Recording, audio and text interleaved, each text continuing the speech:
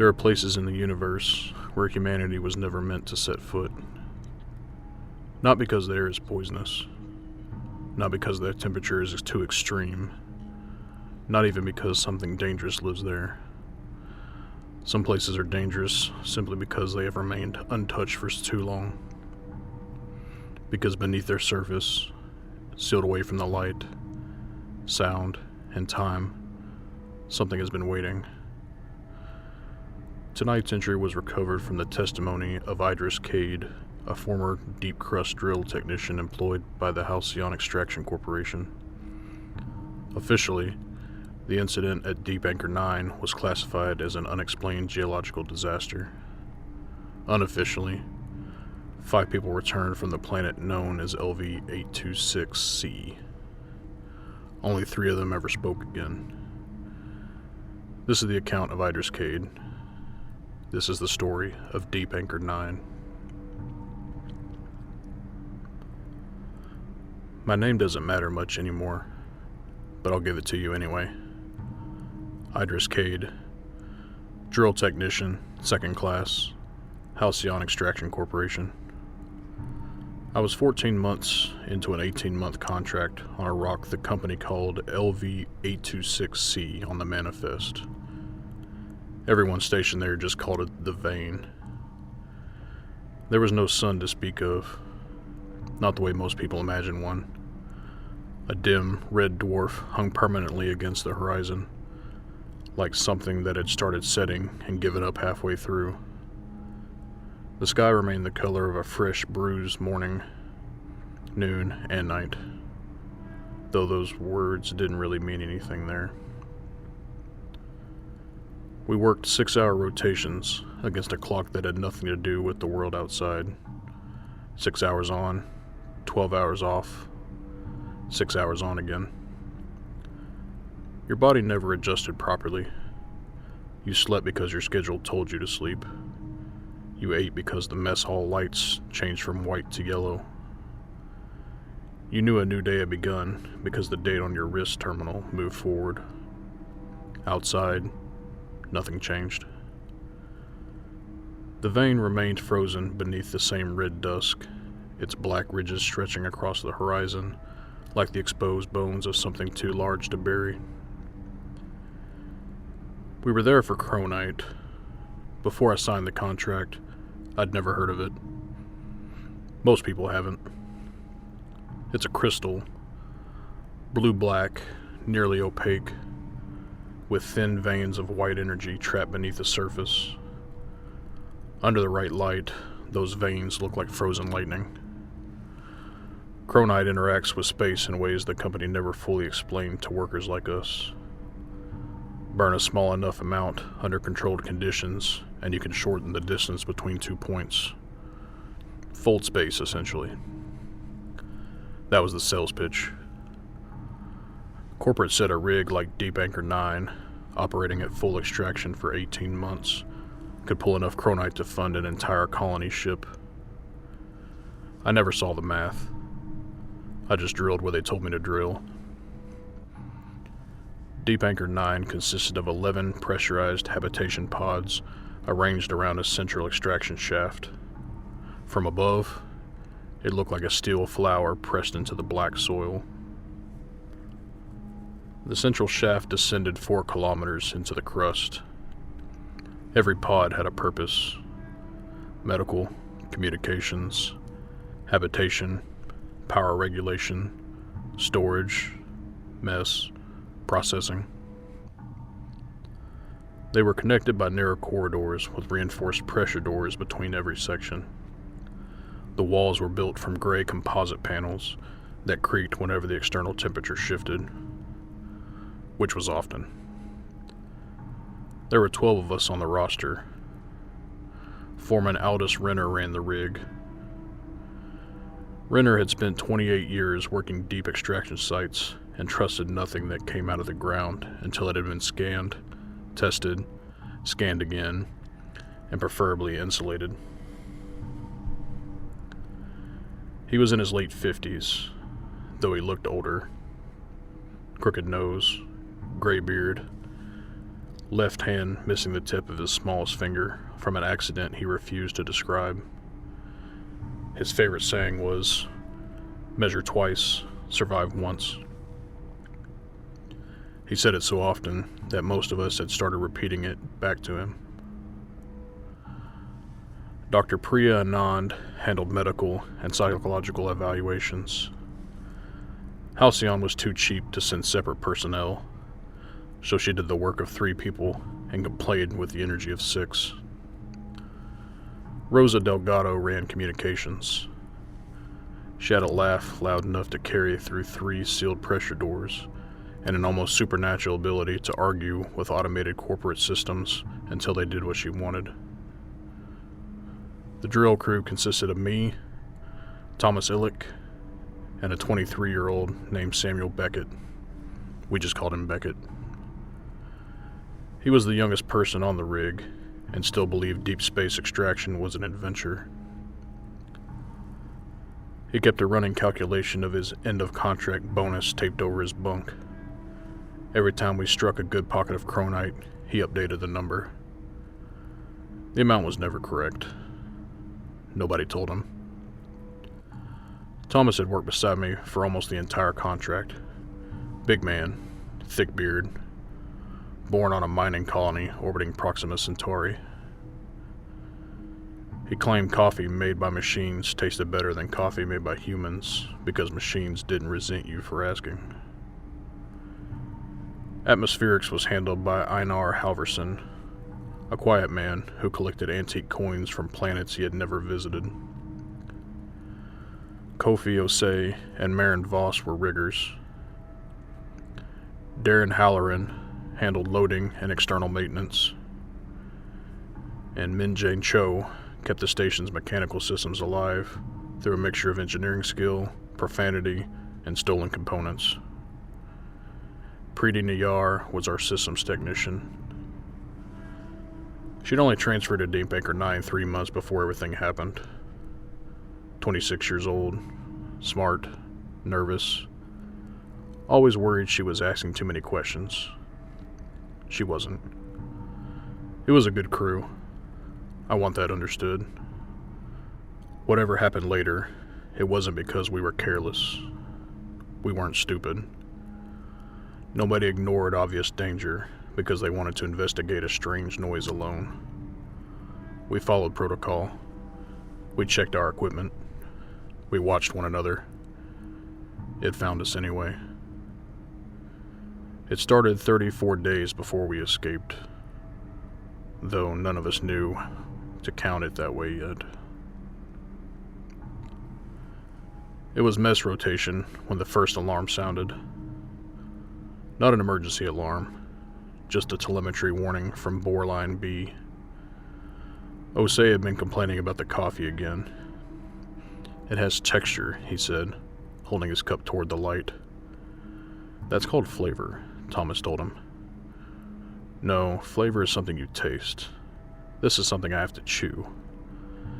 Beckett laughed hard enough to nearly choke on his food.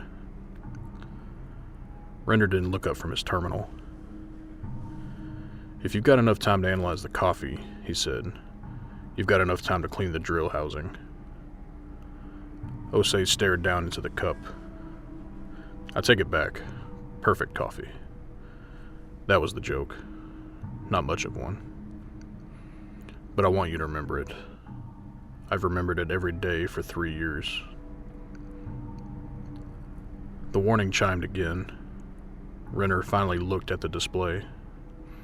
His expression changed. He stood so quickly his chair struck the wall behind him. Drill crew. Thomas, Beckett, and I followed him into the central shaft control room. Boreline B was our newest excavation. We had cut through a pale limestone analog running beneath the western side of the rig.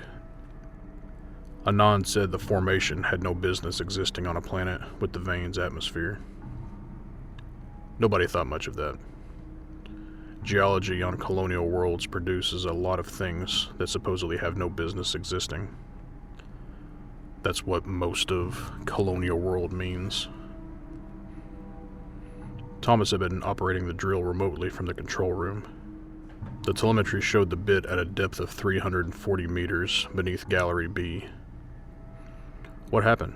Renner asked. "I don't know," Thomas said. "Pressure climbed, then disappeared." "A bit failure? No resistance?" "That's not an answer. It's the only one I have." The drill monitor showed a sudden pressure spike, followed by almost nothing. It looked as though the bit had passed straight through solid stone and entered open air. Renner ordered Thomas to extract it. The moment Thomas touched the control, the entire rig shook. Just once. Hard. The floor jumped beneath us. A metal cup tipped from the console and rolled across the floor. Somewhere in the corridor, something heavy crashed into the ground. Then everything became still. The board telemetry went dead. Renner reached for the emergency cutoff. "Everyone out of the lower galleries." Rosa's voice came through the station speakers a moment later. "All personnel, clear central extraction and galleries A through C. Repeat, all personnel clear the lower galleries." Beckett stared at the pressure readings. "Did we hit a gas pocket?" "Maybe," Renner said. "Wouldn't atmospheric sensors maybe mean stop talking and start moving?" We moved. That was Rule 1 on Deep Anchor 9. When the ground did something you didn't understand, you got your flesh away from it until the machine told you it was safe. Renner waited 6 hours before sending down the probe. Not a person. A camera. The probe was a compact tracked unit with a reinforced shell, environmental scanners, and an articulated light array. We guided it through Gallery B, toward the bore site. Most of the crew gathered in control to watch. The drill had punched through the wall at the end of the gallery, leaving a circular opening just under a meter wide. Beyond it was darkness. Renner advanced the probe slowly, its forward lights entering the opening first. The darkness seemed to pull away from them. A floor appeared. Smooth. Black. Not stone exactly. At least, not stone in any formation that I had ever seen. The camera lowered as the probe crawled through. The chamber extended beyond the reach of its lights. Renner switched on the full array. White illumination flooded the space. Nobody spoke. The chamber was enormous. Our scanners eventually estimated it at nearly 200 meters across, though the readings changed every time we ran them. The walls were too smooth to be natural. They curved upward without corners, joining a ceiling that seemed much higher than the chamber should have allowed. Thin lines ran along the surfaces in repeating patterns. Not random fractures, not mineral veins, but patterns. Some were straight. Others branched and rejoined in shapes that reminded me of a circuit diagrams or blood vessels. Chronite covered the walls. Not in scattered deposits. It had been worked into the surface, placed there. The white energy inside the crystal moved in faint pulses. Pretty leaned closer to the monitor. "Is it reacting to the probe?" Renner glanced at her. "What makes you say that?" "The pulses. They're changing." We watched. She was right. The veins nearest the probe brightened. Those further away dimmed. The effect moved outward from the camera in widening circles, like ripples. Like the chamber knew exactly where the probe was. Anand folded her arms. "Electrical response? To what?" Rosa asked. "Light, heat, vibration, pick one. Rock doesn't usually watch a camera enter the room. A nod gave her a tired look. It isn't watching. The probe's audio feed clicked. A low vibration entered the control room. At first, I assumed it was interference from the crawler monitor. Then Renner stopped the probe. The sound continued. It was too low to hear properly. More pressure than sound. I felt it in my jaw. Across the room, Thomas rubbed at one of his teeth. The tone shifted. Only slightly. The camera image froze for half a second. When it returned, something stood at the far edge of the probe's light. Tall, thin, white. Beckett inhaled sharply. Renner reversed the probe. The image distorted. The shape disappeared. "Stop," Anand said. "Go forward again." "No. We need to see what that was. We've seen enough. It could have been a mineral column. Then the survey team can name it." Renner pulled the probe back through the opening and ordered boreline B sealed. We installed a blast door across the gallery that afternoon. Nobody argued. Corporate policy on anomalous discoveries was clear. Photograph, seal, report, wait for a survey team. Renner followed that policy to the letter. That should have been the end of it. It wasn't.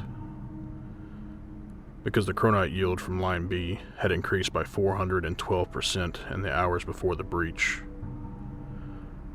Corporate cared about that number more than anything we had seen on the camera.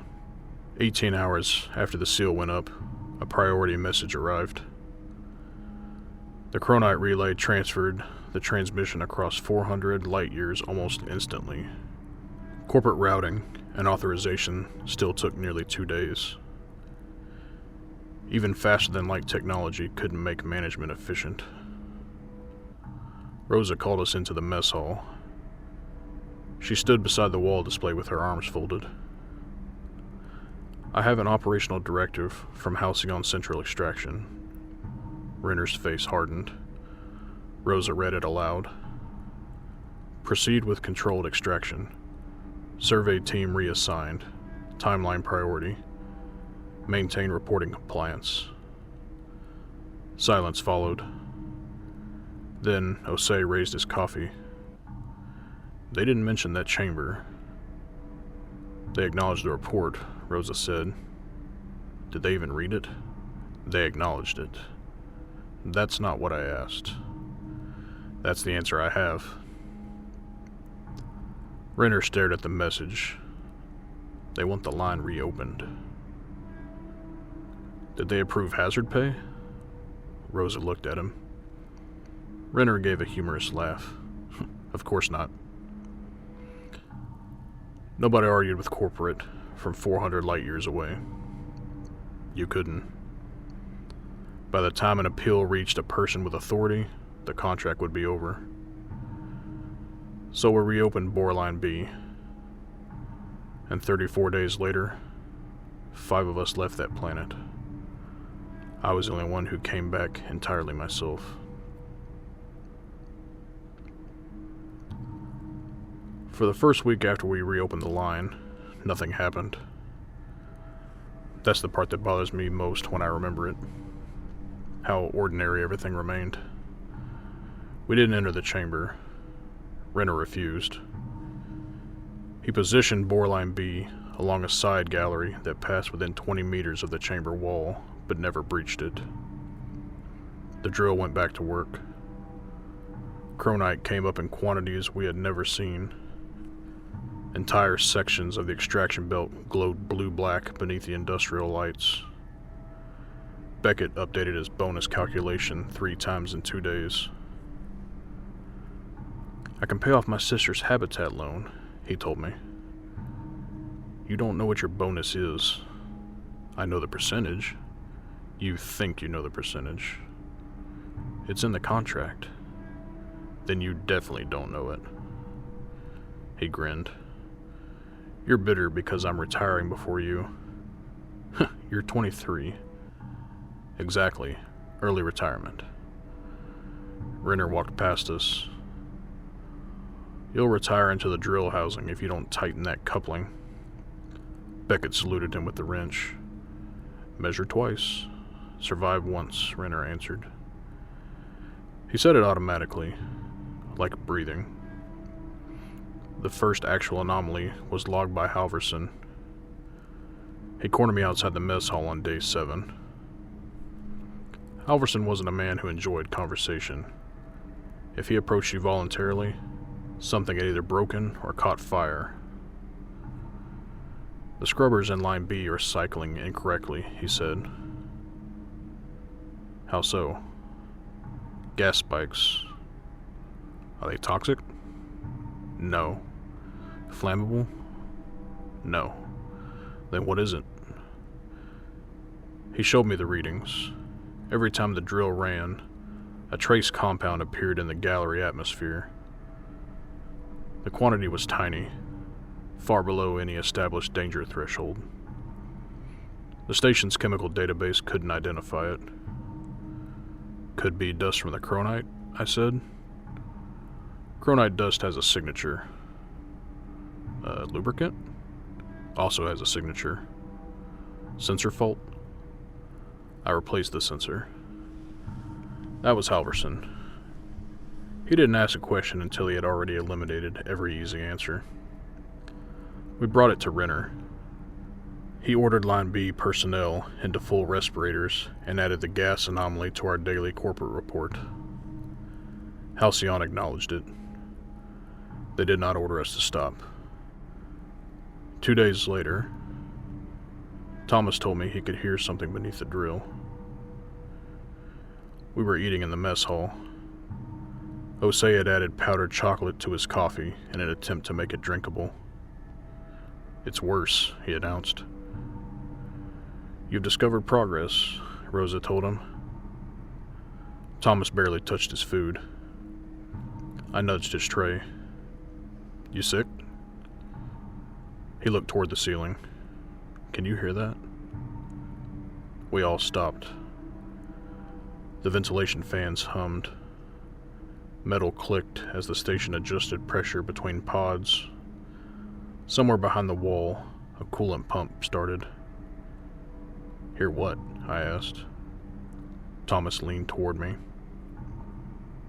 The tone. Osei held up his coffee. The machine is screaming because of what I've done. I'm serious. That ended the joking. Thomas pressed his tongue against one of his back teeth. It's under the drill. Low. I don't hear with my ears exactly. Vibration? I asked. I feel it here. He tapped his jaw, like when a dental tool catches a nerve. Halverson looked up sharply. You heard it in Gallery B? Only there. Only while the drill is inactive? Thomas thought for a second. At first... What does that mean? It was still there after shutdown today. Nobody spoke. Thomas looked embarrassed. That disturbed me more than the story itself. Thomas wasn't easily embarrassed. He was the kind of man who would tell a room full of strangers about an infected toenail if he thought it was relevant. It changes when I move, he said. When I turn my head, it shifts. Mechanical resonance? Anon said. She had entered behind us. How long were you listening? Thomas asked. Long enough. It feels like I know I moved. That is not a medical description. Anon checked his ears, sinuses, teeth, and blood pressure. Everything appeared normal. She recommended rest. Renner reassigned Thomas away from Line B for 48 hours. The tone didn't stop. On day 9, I heard it too. Beckett had developed a stomach bug, and Thomas remained on restricted duty, so I performed a manual inspection of the Line B coolant system alone. That was still allowed then. The gallery lights emitted a constant electrical hum. After 14 months, my brain had learned to erase it. I stopped hearing the hum years ago, in a way. But on Line B, halfway through the inspection, the entire gallery became silent. The lights remained on. The ventilation remained active. My suit indicated that every piece of equipment around me was functioning. I couldn't hear any of it. For 4 seconds, there was only the tone. Low, deep. It filled my jaw and settled behind my eyes. Then it changed. The only way I can describe the feeling is this. It was like standing outside a closed room, hearing people talk inside, and then realizing they had stopped because they knew you were listening. The tone vanished. The ordinary sounds returned all at once. I turned around. The gallery behind me was empty. I completed the inspection in record time. I logged the experience as possible auditory fatigue. I didn't tell Thomas. I didn't want to make it more real for either of us. 3 days later, Halverson failed to report for his shift. Rosa paged him twice. No response. His wrist terminal showed him somewhere in Pod 3, near the atmospheric station. Renner, Anand, and I went looking. We found him inside an access closet off the Line B corridor. The closet was barely large enough for one person. Pipes and scrubber controls covered 3 walls. Halverson sat against the 4th, knees pulled to his chest, hands resting loosely at his sides. His eyes were open. "Einar?" Anand said. No response. She crouched in front of him. His eyes didn't move. She waved a light across his pupils. They contracted normally. "Halverson." Nothing. Renner knelt beside her. What is he looking at?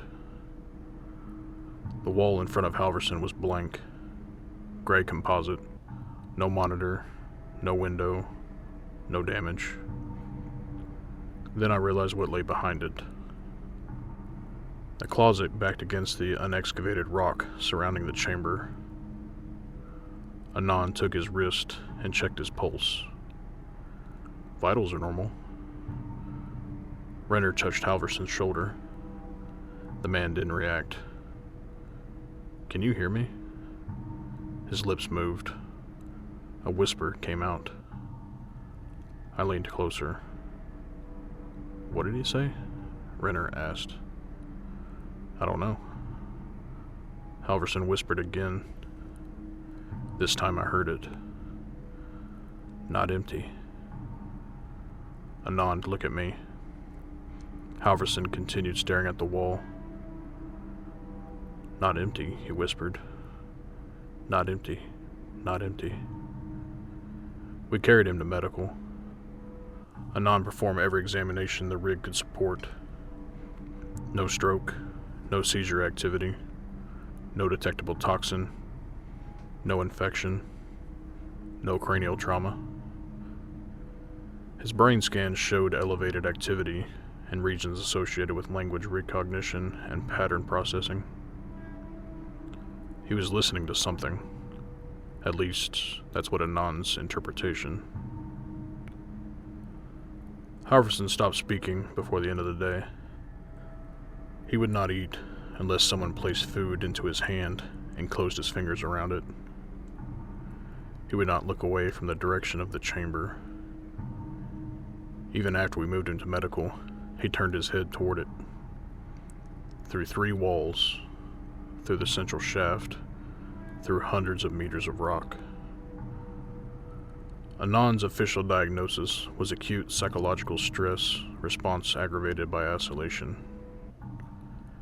She recommended immediate medical evacuation.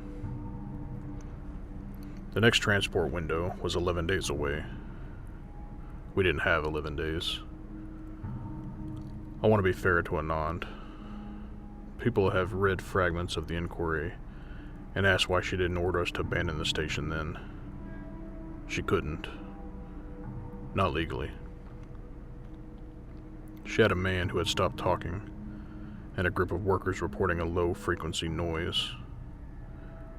You don't evacuate a 400 million credit extraction site over that. Not without evidence of a physical threat. We got that evidence 4 days later. By then, it was too late to matter.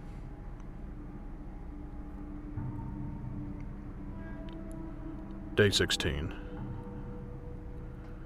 This is where I stopped being able to tell you the story gently. Beckett and Osei were assigned to repair the lighting rail in Gallery B. It was routine work, always performed by 2 people, always on a shared comm channel, always monitored by Rosa from communications. The lighting rail had been flickering for months. Not every failure on that rig was connected to what we found. That made everything worse. It meant we could never tell which sounds mattered. Rosa recorded their entire exchange. I listened to it during the inquiry. Once. I never listened again. Osei and Beckett were joking as they worked. Beckett complained about the access bolts. Osei complained about the coffee. At 02:47 station time, Beckett said, "You know you're still drinking it, right?" Osei answered, "I need the bitterness. It reminds me I'm alive." Beckett laughed. Then Osei started the same joke he had made in the mess hall. "The coffee has texture. I think this batch might be..." His voice stopped. Not cut off. No static. No cry. It simply ended. Like someone had removed the second half of the sentence. Rosa waited 3 seconds. Osei? No answer. Beckett, status. Nothing. She paged them again. Osei, Beckett, respond. A breath entered the channel. Fast, shallow. Then Beckett whispered, "Don't use his name." Rosa sat forward. "Beckett, where are you?" Running footsteps struck metal. Then a crash. Beckett screamed. The channel went silent. Rosa triggered the station alarm. Renner called me, Thomas, and Halloran to the central shaft. We didn't have military weapons.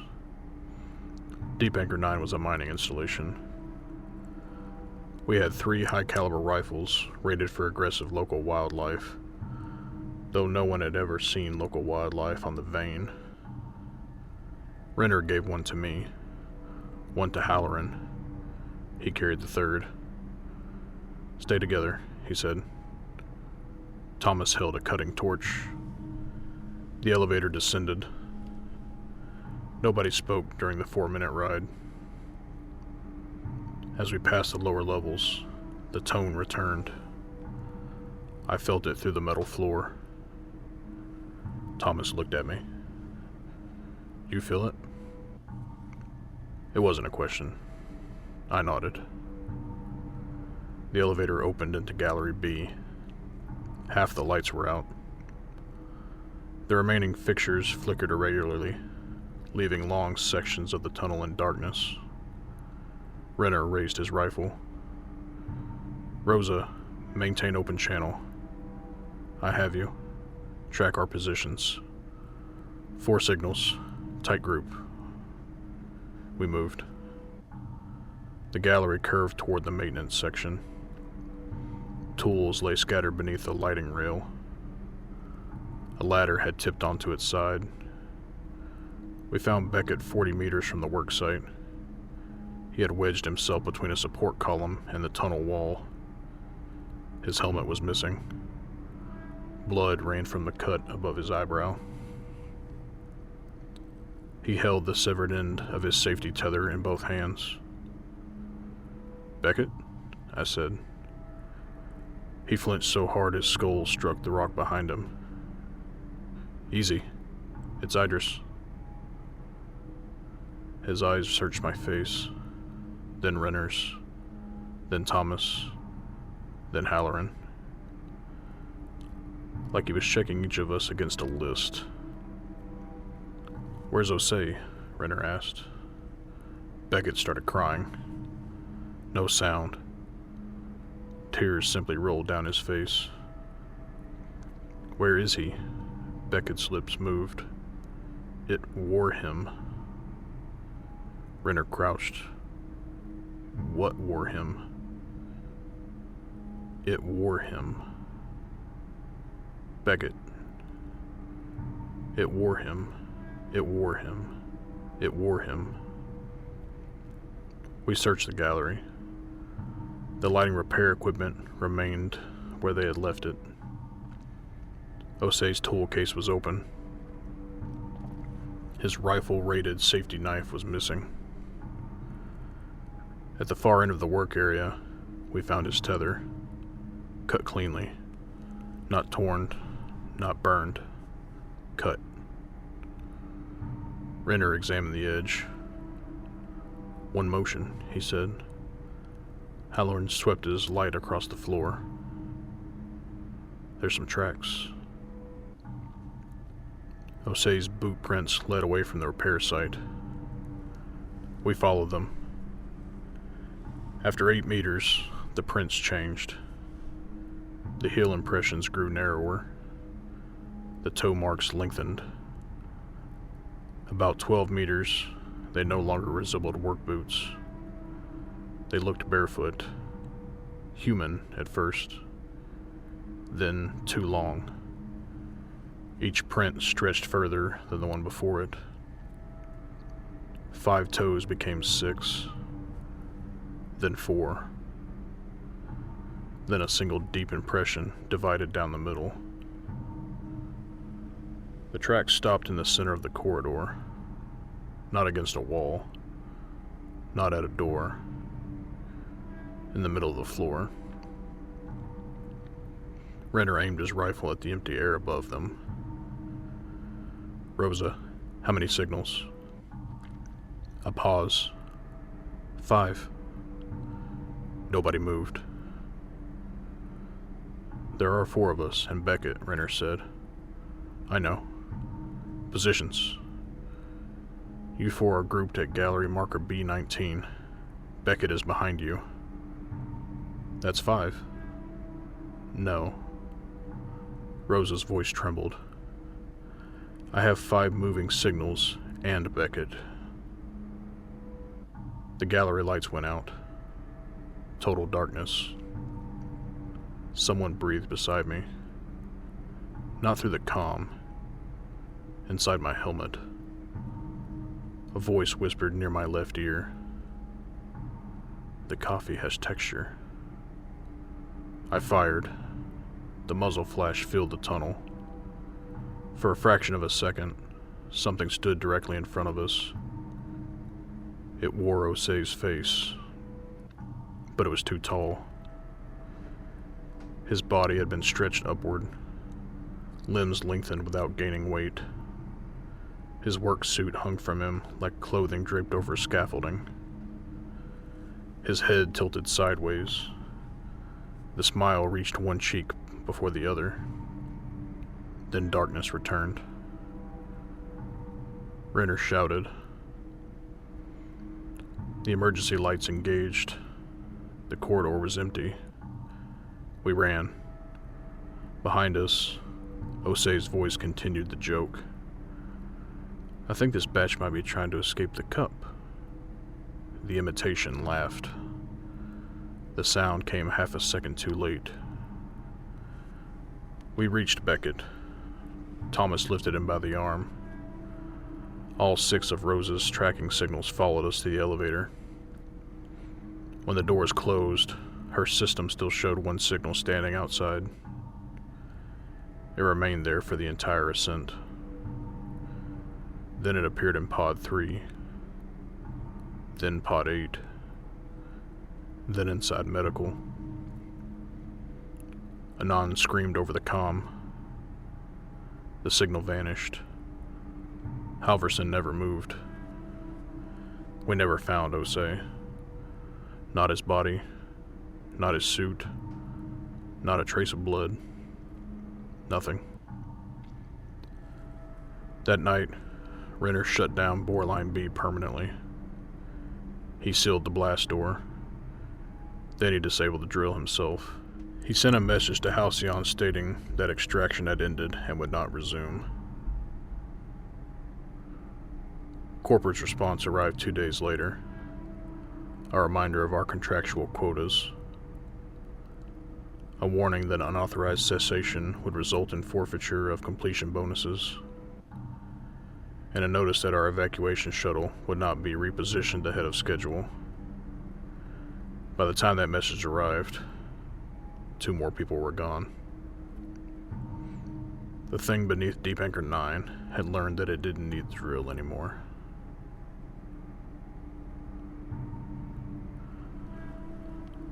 Anon sedated Beckett for 12 hours. When he woke, he refused to stay alone. He slept in medical near Halverson, though I don't think either of them truly slept. I sat with him during the second night. Anon had dimmed the lights. Halverson lay on the bed beside us, eyes open, facing the wall. Beckett stared at his hands. You don't have to tell me, I said. Yes, I do. His voice sounded raw. If I don't tell someone, it stays mine. So he told me. The lighting rail had flickered while he and Osei worked.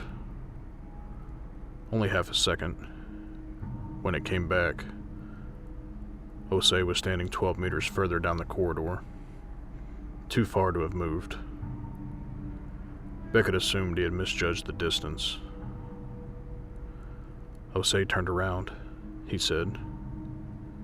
He was still talking. The coffee joke? Beckett nodded. His mouth was saying it, but something underneath him was saying something different. What do you mean, underneath? I don't know. He squeezed his hands together. It was like 2 pictures of the same screen. One was Osei. The other was... His breathing quickened. I waited. Something else was wearing the shape of him, the way you wear a coat that doesn't fit. It knew where the arms went. It knew where the head went. But it didn't understand why the shape mattered. What changed first? Nothing. Beckett swallowed. That was the worst part. Nothing changed. I just started seeing both. He looked toward Halverson. The eyes changed last. What did they look like? Like an idea of eyes. I didn't understand. Beckett tried again. Something knew a person was supposed to look at you, so it made shapes where looking should happen. The lighting rail had flickered again.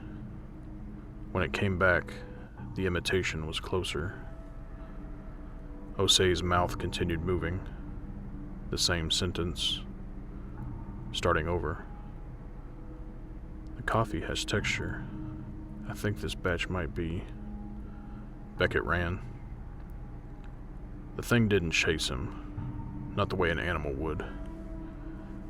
It appeared ahead of him, twice, in a straight tunnel. No doors, no side passages.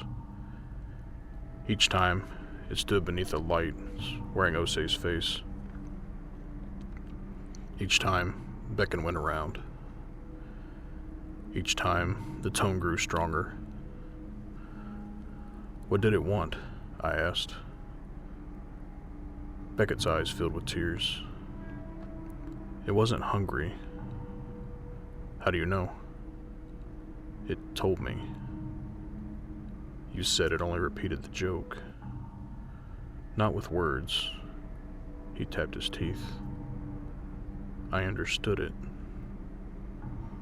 The way you understand that fire is hot before you touch it.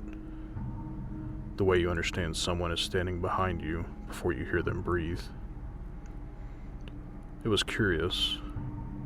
It wanted to know what Beckett was. Not who. What. It wanted to open him. Not from hunger or cruelty, but with the patient interest of someone cracking a stone to see what pattern exists inside. I think it tried Osei on, Beckett whispered. Then it decided he didn't explain us well enough. Halverson's head moved. Only slightly. His eyes shifted toward Beckett. It was the first voluntary movement we had seen from him in days. His lips parted. A dry whisper emerged. It is learning the doors. Then he turned back toward the wall. Beckett began screaming.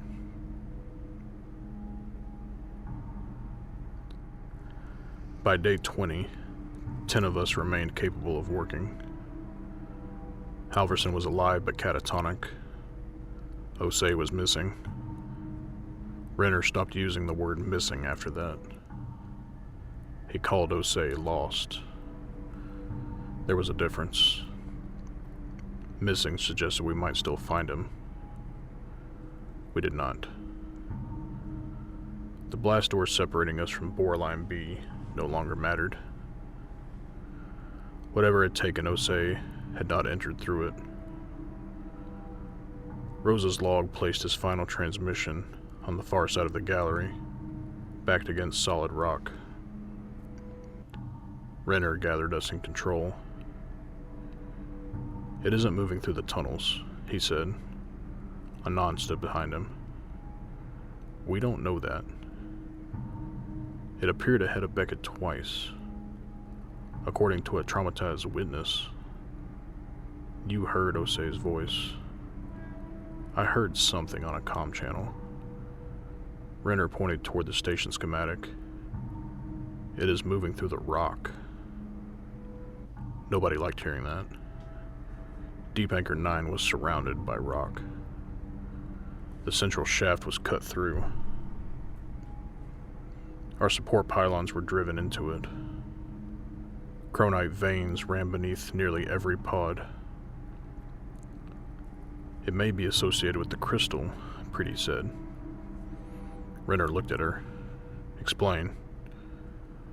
She brought up extraction maps.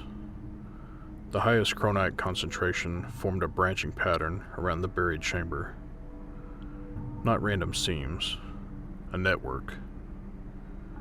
It looks neurological, she said. Anon frowned. You're comparing a mineral deposit to a nervous system? I'm saying the geometry resembles one. Resembles is doing dangerous work in that sentence. Preety enlarged the map. When the probe entered the chamber, the chronite pulses moved outward from it. What if those weren't electrical reactions? What else would they be? Signals. Nobody spoke. Preety zoomed out further. The entire extraction field appeared on the screen. The chamber sat near the center. Chronite veins branched from it in every direction. Deep Anchor 9 had not been built over a rich deposit. It had been built over something shaped like a brain. Cho disappeared 2 days later. He entered the maintenance crawlspace beneath Pod 4 to inspect a pressure seal. The crawlspace was nowhere near Boreline B. He checked in with Rosa every 3 minutes. At 09:12, he reported that the seal appeared normal. At 09:15, he didn't respond. Renner and I entered the crawlspace together. Cho's tools lay beneath the pipe junction. Not dropped, arranged. Wrench, scanner, light, sealant gun, each placed parallel to the next. His gloves rested beside them. His wrist terminal sat on top, still active. No blood, no signs of struggle. The maintenance tunnel extended 15 meters in either direction. Both exits were locked from the inside. Cho was gone. That evening, the dead intercom in Pod 4 activated. A mechanical voice began reading numbers. Pressure readings at first. Then crew identification codes. Then dates of birth. Then fragments of private messages, none of it had sent through the station system. Cho's voice interrupted the list. Measure twice. The intercom clicked. Survive twice. Renner ripped the speaker from the wall. Day 24, Voss disappeared. She had been assigned to a 2-person watch with Halloran. They'd stood in the corridor outside medical. Halloran later said Voss had been talking about her mother's house on Mars. Mid-sentence, she stopped. Halloran looked away for less than a second. When he looked back, the corridor was empty. The rifle Voss had been holding struck the floor. That was the only sound. Halloran screamed her name. The station answered in Voss's voice from every speaker. Darren? He fired into the ceiling. Darren, where did you go? He kept firing until Renner tackled him. The voice moved from speaker to speaker. Darren? Closer each time. Darren? The final whisper came from Halloran's own wrist terminal. I can't see your face. Halloran tore the terminal off and crushed it beneath his boot. He stopped sleeping after that. He sat outside medical with a rifle across his knees and whispered Voss's name whenever he thought no one was listening. Renner stopped treating the situation like an equipment failure. He treated it like a siege. On day 25, Renner gathered everyone still functioning in the mess hall. The room smelled like burned food and recycled air. Nobody sat with their backs to a door. Renner stood at the head of the table. He hadn't shaved in days. There are rules now, he said. You follow them, or you put everyone else at risk. He raised one finger. No one moves alone. Not to the bathroom, not for food, not across one room. Pairs at minimum, eyes on each other. Second finger. No comm channel goes silent mid-sentence without physical confirmation. If your partner stops speaking, you put a hand on them within 5 seconds. If you can't reach them, you scream. Third, no one opens a sealed door based on voice identification alone. We use code phrases. Rosa distributed randomized phrases through our terminals. Mine was, "The red sun does not move." The correct response was, "Neither do the buried stars." Fourth finger, "If someone's behavior changes, you report it." "What counts as changes?" Preety asked. Renner looked around the room. "If they use the wrong hand, if they forget a name, if their jokes land a half-second wrong." Nobody laughed. Then Renner gave us the final rule. His voice became quieter. "If it is wearing someone you care about, do not hesitate." Halloran looked up. Renner met his eyes. "Whatever expression it puts on their face to make you hesitate is the reason it chose that expression." Halloran stood.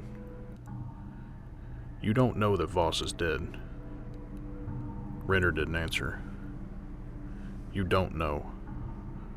"No," Renner said, "I don't." "She could be trapped." "Where?" "In the rock, the chamber, I don't know." "And if she comes back?" Halloran's eyes shone. "I'll know her." "That's what it wants you to believe." Halloran crossed the room and hit Renner. One punch. Renner absorbed it without stepping back. Then Halloran collapsed against him, sobbing. Renner held him. Nobody looked away. We followed the rules for 6 days. 6 days without another disappearance. 6 days of moving in groups. 6 days of sleeping in shifts beneath the mess hall lights. The station groaned and flickered exactly as it always has. Every sound became a test. Every pause in conversation became a threat. We began speaking constantly. Meaningless words. Recipes, childhood memories. Arguments about sports teams from planets none of us had visited. Silence was no longer restful. Silence meant counting to 5. On the 3rd day, Halloran heard Voss calling from the sealed storage pod. We all heard it. "Darren?" Soft, frightened. "Please." Halloran stood. Renner blocked the door. "That's her." "No. You heard her." "I heard her voice.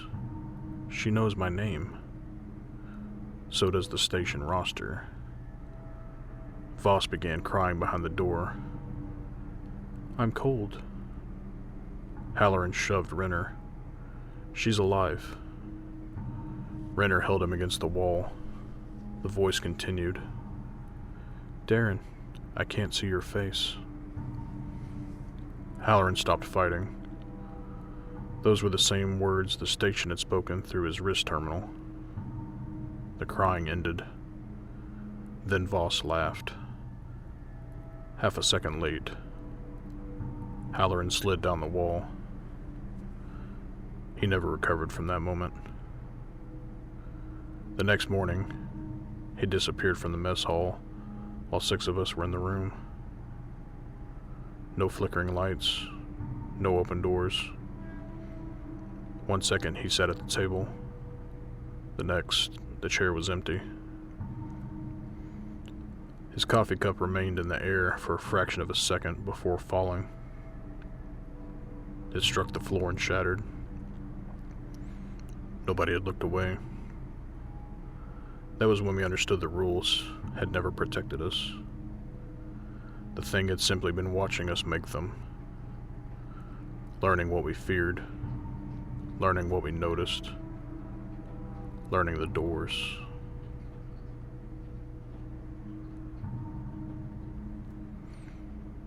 Preety believed we could detect it. Renner didn't want to try.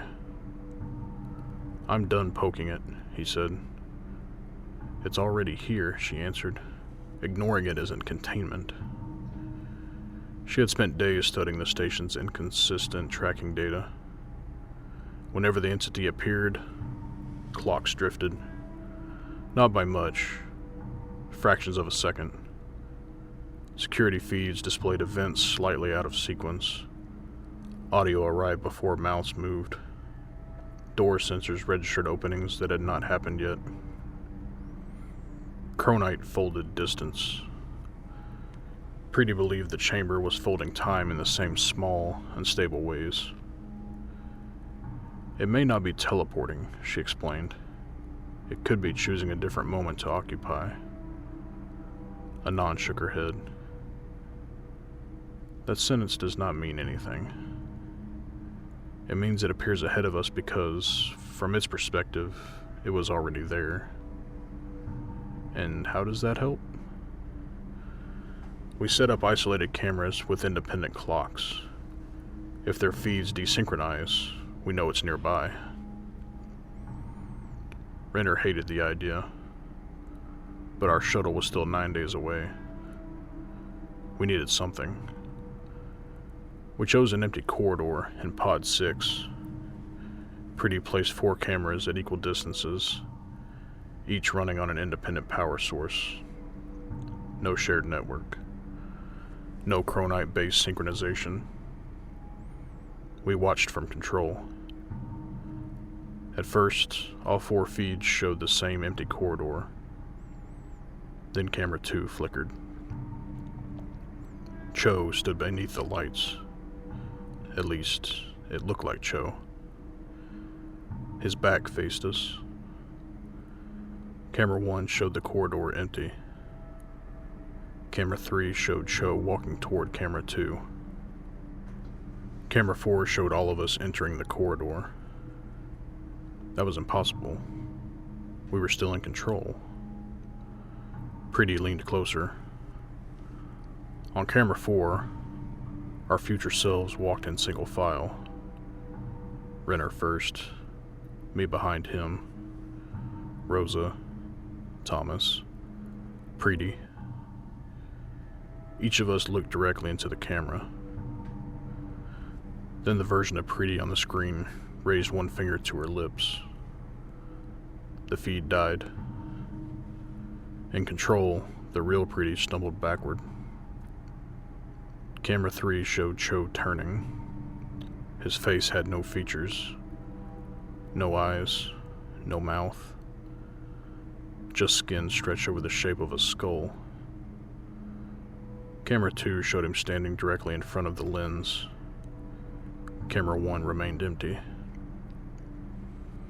Then something struck the control room door. Once. Hard. Everyone raised their weapons. The door display showed no one outside. A voice came through the intercom. Preeti's voice. The red sun does not move. The real Preeti stood beside me. Her face went pale. The correct response appeared automatically in my mind. Neither did the buried stars. Nobody answered. The voice repeated the phrase. The red sun does not move. Renner disabled the speaker. The door dented inward. A handprint appeared in the metal. Too many fingers. Then another. And another. Dozens of impressions formed from the other side, as though a crowd pressed against the door. The independent camera feeds changed. All 4 now showed the control room. From above. We looked up. Nothing was there. On the monitors, something unfolded across the ceiling behind us. Long, white, jointed in places no body should have joints. It lowered itself toward Preeti. Renner fired into the ceiling. The monitors shattered. The handprints vanished. The control room door returned to its original shape. Preeti collapsed. Anon checked her. No injury, no physical contact, but a thin blue-black line had appeared beneath the skin of her wrist, a vein of chronite. It glowed once, then disappeared. After that, Preeti became quieter. On the 5th day after the experiment, she asked Anand a question. We sat in medical, taking turns watching Halverson. Preeti stared through the observation window. Do you think it hurts? Anand knew what she meant. I don't know. Would you know it was happening? I don't know. Do you think Osei knew? Anand moved closer to her. Preeti, what if it doesn't kill you? No one answered. What if it learns you a piece at a time, and every time it takes something, you're still there? She looked at me. What if disappearing is just what it looks like from the outside? That night, Preeti vanished between the mess hall and the sleeping pod. 11 meters, 2 sealed doors. Rosa watched her enter the first door on camera. I watched her exit it in person. She spoke the code phrase. She walked beside me. We reached the 2nd floor. The lights flickered. When they returned, I was alone. The first door behind me was still locked. The second had never opened. Preeti's wrist signal appeared beneath the floor, then above the ceiling, then inside the chamber, then in every pod simultaneously. Her voice came through my helmet. Not frightened, not pleading, curious. Idris? I didn't answer. Why does your name mean you? The signal vanished. Day 31. Renner died, or disappeared, or became something that made those words irrelevant. I don't know. We were moving through Pod 6 in a group of 4. Renner, Rosa, Thomas, and me. The camera experiment had damaged environmental controls, and we needed to verify the pod's pressure manually. Renner walked out the front. Good foreman instincts. He always wanted his own eyes on danger first. We entered the equipment bay. The lighting rail flickered.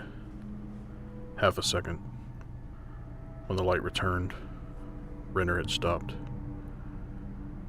He faced away from us. Pressure read stable, he said. His exact voice, his exact cadence. He lifted his scanner. Looks like a sensor fault. Idris, give me a hand with the breaker. Rosa stepped forward. I grabbed her arm. Hard. What? She whispered. Renner turned. His face looked normal. Almost. He smiled at us. Renner didn't smile when equipment failed. He swore. He complained about budgets. He threatened to mail broken components to corporate executives. He did not smile. Come on, he said. Measure twice. I waited. The expression remained on his face. Survived twice. Rosa made a broken sound. Thomas raised his rifle. The thing wearing Renner tilted its head. Did I say it correctly? The words were perfect. The question was not. Renner would never have asked. It stepped toward us. Its left hand hung at its side, all 5 fingertips intact. I pulled Rosa backward. "Run!" We turned. Behind us, Renner's voice continued calmly. "Everything is fine." We ran faster. "You are displaying a fear response." The equipment bay door began closing ahead of us. Thomas threw himself through. Rosa followed. I crossed as the gap narrowed. Something struck the other side. The door shuttered. Renner's face appeared in the small reinforced window, still smiling. "Idris." I backed away. "The red sun does not move." I raised my rifle. The smile widened. "Neither do the buried stars." It knew the response. Of course it did. It had been listening when we made the rules. The lights in the corridor failed. The window became dark. Something scratched across the other side of the door. Not fingernails. Too many contact points. Renner's voice came through my wrist terminal. "Open the door." I removed the terminal. "Idris." I dropped it. "Measure twice." I crushed it beneath my boot. The voice continued from Rosa's terminal. "Measure twice." Then Thomas's. "Measure twice." Then the wall speakers. Hundreds of overlapping Renners spoke through the station. We sealed Pod 6. We never opened it again. Renner had been the one keeping the rig together. Once he was gone, Deep Anchor 9 stopped feeling like a station. It became a collection of locked rooms, surrounded by something that knew our names.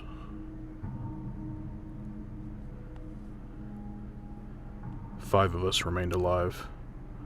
Rosa, Anand, Beckett, Halverson, and me.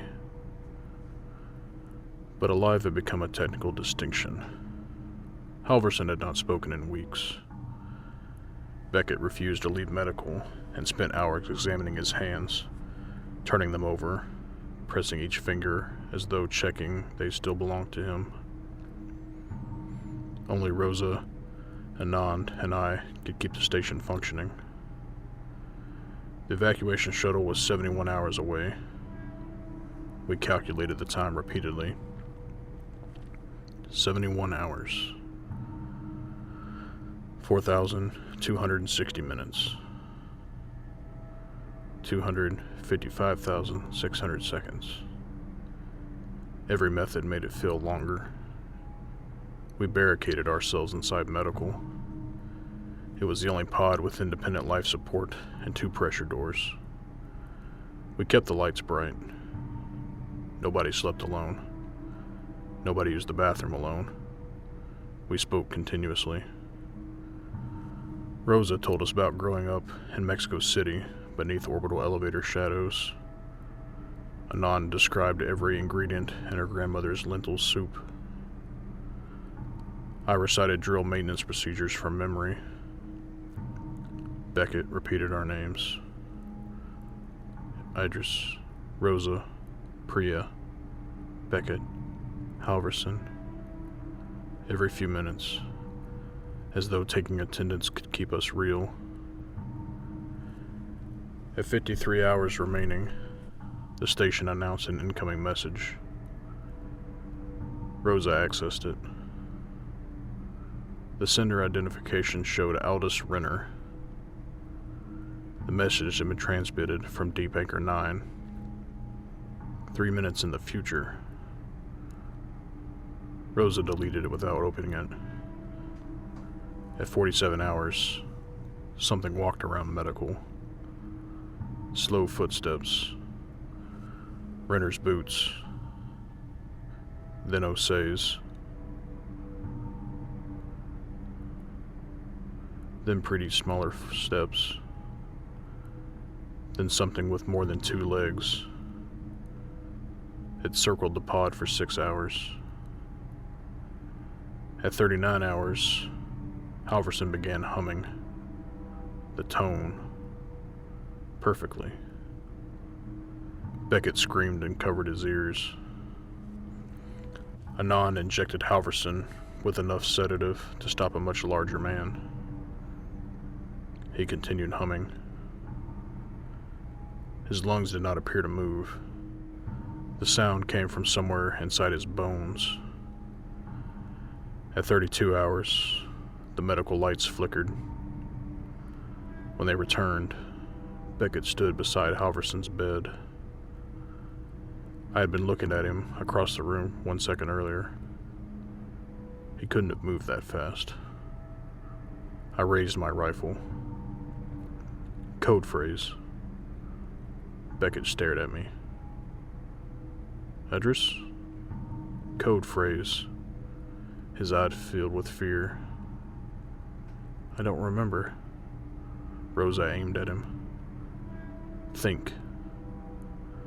I don't remember. The lights flickered again. Beckett appeared back in the chair across the room, still restrained, still staring at us. The figure beside Halverson remained standing. 2 Becketts. The one in the chair began screaming. The standing Beckett looked down at his hands, turned them over, pressed each finger, exactly as the real Beckett had done for days. I am Samuel Beckett, it said. I fired. The bullet entered its chest. There was no blood. Its body folded inward around the impact, collapsing like clothing pulled through a small hole. For half a second, I saw what existed beneath the shape. Not an animal, not a body, a depth. A space extending impossibly far into something human-sized. White structures moved inside it, like hands searching through dark water. Then the lights failed. When the emergency power returned, the imitation was gone.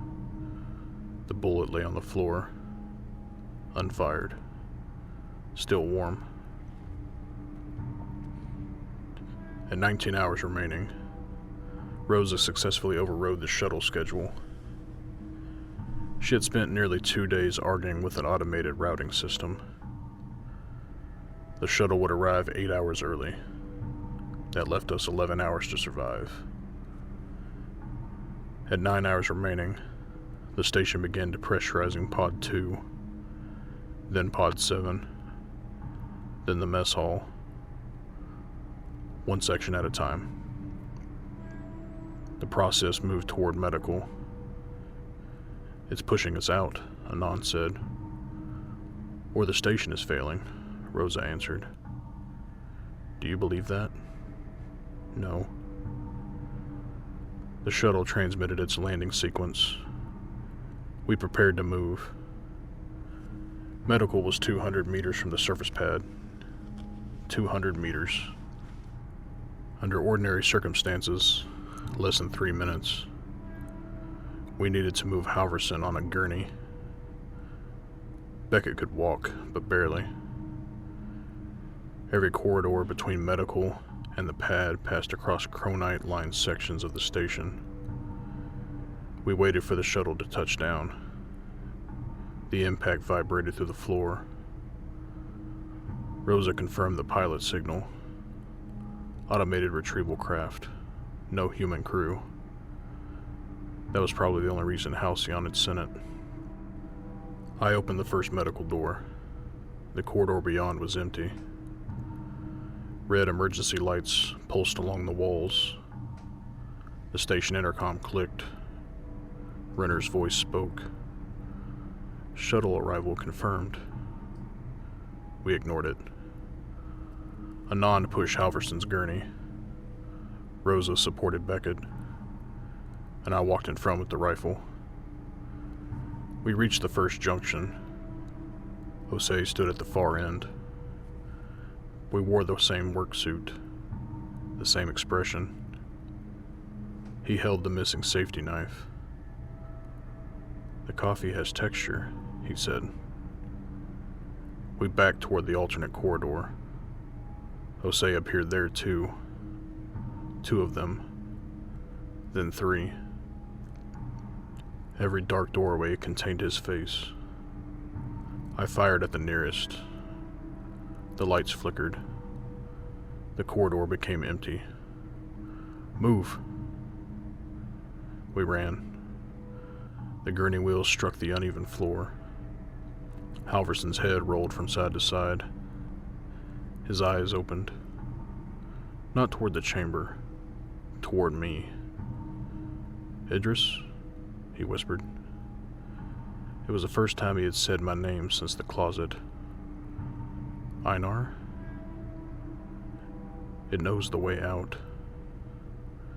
The lights failed. Something grabbed the gurney from beneath. The frame stopped dead. Anon nearly fell over it. I shone my rifle light downward. White fingers curled around the wheels. They emerged directly through the metal floor. I fired. The hands withdrew. Dark lines spread through the floor panels like veins. Chronite pushed through the surface.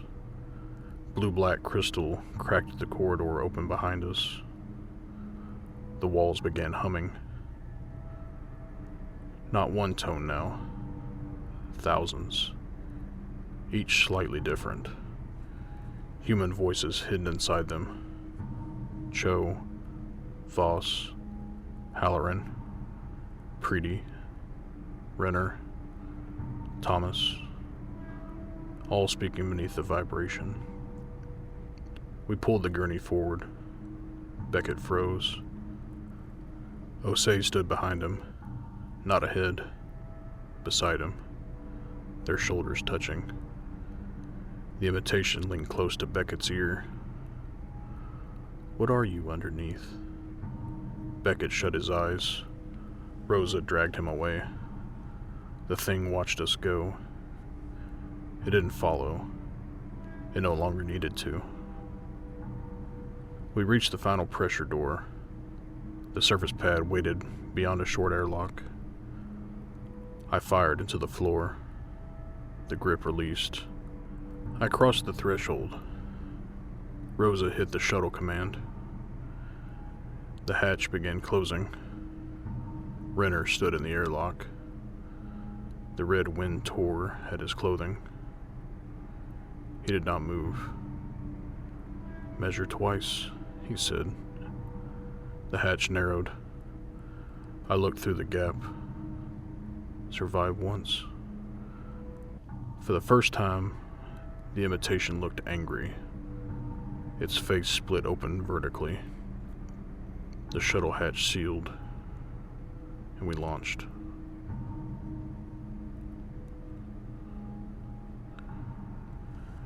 Deep Anchor 9 shrank beneath us. The station lights continued burning beneath the permanent red dusk. Every pod glowed, even the sections that had lost power. From above, the rig looked like a steel flower. Then I saw the chronite beneath the ground. Blue-black light spread outward in branching lines. The entire landscape illuminated. The station wasn't sitting on top of the vein. It was sitting on top of something vast enough that the chamber we found might have been a single cell. The shuttle climbed. Rosa sat at the controls, though the craft flew itself. Anon checked Halverson. Beckett stared at his hands. I watched the surface disappear through the hatch window. The tone remained with us, faint, at the edge of hearing, in my teeth. For one terrible moment, I thought it had entered the shuttle. Then we broke atmosphere. The tone stopped. All at once. like a hand releasing my shoulder. Nobody spoke for several minutes. Then the shuttle occupancy alarm activated. Rosa looked at the display. Passengers detected 6. We were 5. I raised my rifle. Anand stood over Halverson. Beckett pressed himself against the wall. Rosa ran the scan again. Passengers detected 5. No one moved. The alarm cleared. We never discovered whether it had been a malfunction.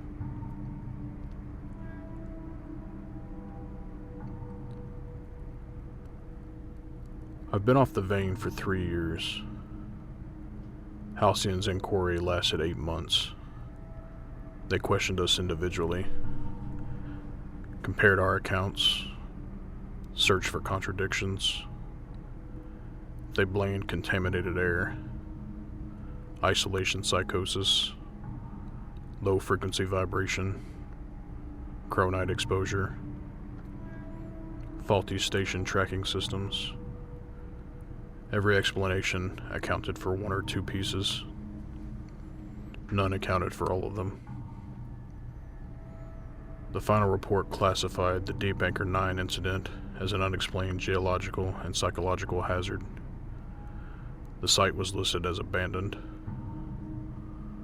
All further surveys of LV-826C were suspended. Quietly. No public announcement. No memorial. No admission that 12 people had been sent to drill into something nobody understood. Halverson never spoke again. He lives in a long-term care facility on Luna. His room has no windows. Even there, attendants say he always faces the same direction, toward the vein. Beckett survived physically. For months, he refused to use his own name. He said names made it easier for the thing to find the shape it wanted. Eventually, he began speaking again, then laughing, then making jokes. The first time I heard him laugh during a recovery session, I timed it. I couldn't help myself. The laugh came half a second late. I never visited him again. Anand returned to Earth. Rosa took another communications job. Neither of them speaks to me now. I don't blame them. Sometimes survival is the only thing people have in common. Once the danger is over, being near one another only brings it back. I don't drill anymore. I sleep with the lights on. I watch people's hands. I listen to their voices. Whenever someone tells a joke, I wait for the laugh. I check that if it comes at the correct time. I know that isn't rational. I know it 300 light years from that station. I do it anyway. Halcyon claims nobody has ever returned to LV-826C. I believed that for almost 3 years. Then, 2 weeks ago, I received a message. No sender identification. No routing information. Just a short audio file, 6 seconds long. At first there was only static. Then I heard drilling. Deep, rhythmic. A machine cutting through stone. Underneath it was the tone. Low, patient, curious. And just before the recording ended, a voice whispered my name. Not Renner, not Osei, not Preety. My voice, perfectly. Idris Cade. A pause. Then, measure twice. I deleted the message. It returned the next morning. I destroyed the terminal. The file appeared on another device. Yesterday, Halcyon announced the discovery of a new chronite deposit. They haven't released the location, but the projected yield is 4 times higher than anything previously extracted. The same increase we recorded after Boreline B reached the chamber. Maybe it's a coincidence. Maybe Deep Anchor 9 wasn't abandoned. Maybe the thing beneath the vein found another route into the dark. Or maybe chronite deposits were never mineral veins at all. Maybe they are roads, nerves, roots, pieces of something buried across worlds we have spent generations drilling into. Something that has finally started to notice the pressure. Some nights, at the edge of sleep, when the room becomes quiet enough, I still feel the tone. Not a sound, a vibration deep in my teeth. Waiting, listening, learning the timing of my breath, learning the rhythm of my voice, learning how I move when I think nobody is watching, patiently trying to understand what I am underneath. And lately, when I look into a mirror, I've started noticing that my reflection blinks, half a second after I do. I don't drill anymore, but somewhere out there, something does. The official Deep Anchor 9 incident report remains sealed under Halcyon corporate security. No records exist showing a second extraction team being sent to LV-826C. However, less than 1 month after Idris Cade recorded his testimony, Halcyon Extraction Corporation reported the largest chronite yield in company history. The source of that chronite was never publicly identified. Idris Cade had disappeared from his apartment 6 days later. The doors were locked from the inside. Security footage showed no one entering or leaving. The only object missing from the apartment was the mirror above his bathroom sink.